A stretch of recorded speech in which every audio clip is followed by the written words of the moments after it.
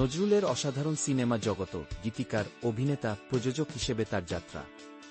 আপনি কি জানতেন যে বাংলাদেশের জাতীয় কবি কাজী নজরুল ইসলাম শুধু কবিতা ও গানেই সীমাবদ্ধ ছিলেন না, তিনি চলচ্চিত্রের জগতেও বিশেষ অবদান রেখেছেন। এই মহান স্রষ্টা না শুধু গীতিকার, সুরকার ও কাহিনীকার হিসেবে কাজ করেছেন, বরং অভিনেতা ও প্রযোজক হিসেবেও নিজেকে প্রমাণ করেছেন।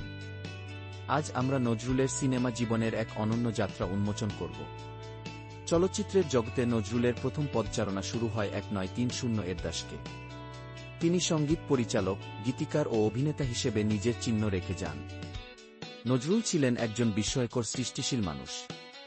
তার অস্থির স্বভাব ছিল বৈচিত্র্যের সহচর। তিনি শুধু কোনো একটি বিষয়ে সীমাবদ্ধ থাকতে চাননি। সেই কারণেই তিনি বিভিন্ন ক্ষেত্রে পারদর্শী হয়ে উঠেছিলেন। তার কাজের পরিধি ছিল অসীম, অভিনয়, সঙ্গীত পরিচালনা, কাহিনী লেখা থেকে শুরু করে প্রশিক্ষণ পর্যন্ত। নজরুলের অভিনয় পথের গল্পটি আরও আকর্ষণীয়। তিনি প্রথমবারের মতো অভিনয় করেছিলেন ধ্রুব চলচ্চিত্রে। এই ছবিতে তিনি দেবর্ষী নারদের চরিত্রে অভিনয় করেন এবং এই নারদ চরিত্রটি সম্পূর্ণ অন্যরকম ছিল। সাধারণত নারদকে জটাধারী ও দীর্ঘ দাড়িওয়ালা বৃদ্ধ হিসেবে দেখা যায়, কিন্তু নজরুল একটি ঝাঁকড়া চুল, পরিষ্কার মুখ ও সিল্কের লম্বা কুর্তা পরা এক সুদর্শন যুবক হিসেবে নারদের চরিত্রে জীবন দিয়েছিলেন। সেই সময় এই অসাধারণ সাজটি খুব আলোচিত হয়েছিল।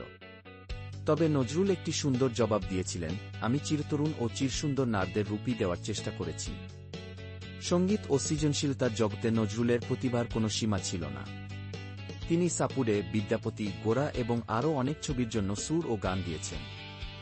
এমনকি তিনি কয়লাখনি ও বেদে জীবনের গভীরে প্রবেশ করে সেই অভিজ্ঞতা থেকে গান লিখেছেন। নজরুলের কাজ ছিল সবসময় মানবিক ও সংবেদনশীল। নজরুলের সিনেমা জীবনের আরেকটি উল্লেখযোগ্য দিক হল তিনি নিজেই চলচ্চিত্র প্রযোজনা প্রতিষ্ঠান গড়ে তুলেছিলেন। 1941 সালে তিনি বেঙ্গল টাইগার্স পিকচার্স নামে একটি প্রতিষ্ঠান গঠন করেন। এই প্রতিষ্ঠানের মাধ্যমে তিনি বাংলা সিনেমার নতুন যুগের সূচনা করতে চেয়েছিলেন। নজরুলের সিনেমায় তার গানগুলো এখনও দর্শকদের মনে বাসা বেঁধে আছে। সিনেমায় ব্যবহৃত হওয়া পথহারা পাখি কেঁদে ফেরে একা, কারার ওই লৌ, কবাট এবং লাইলি তোমার এসেছে ফিরিয়া গানগুলো এখনও আমাদের মনে গভীর ছাপ রেখে গেছে। তার গল্প ও কবিতাগুলো নিয়েও বাংলাদেশে অনেক চলচ্চিত্র নির্মিত হয়েছে। এর মধ্যে উল্লেখযোগ্য হল মেহের নেগার, রাক্ষসী, মৃত্যুক্ষুধা এবং লিচু, চোর। এই ছবিগুলো নজরুলের সৃজনশীলতার নতুন দিগন্ত উন্মোচন করেছে। এভাবেই নজরুল তার বিশাল প্রতিভা দিয়ে চলচ্চিত্রের জগতে অমূল্য অবদান রেখে গেছেন। তিনি শুধু একজন কবি নন, বরং বাংলা সিনেমার ইতিহাসে এক অনন্য নাম।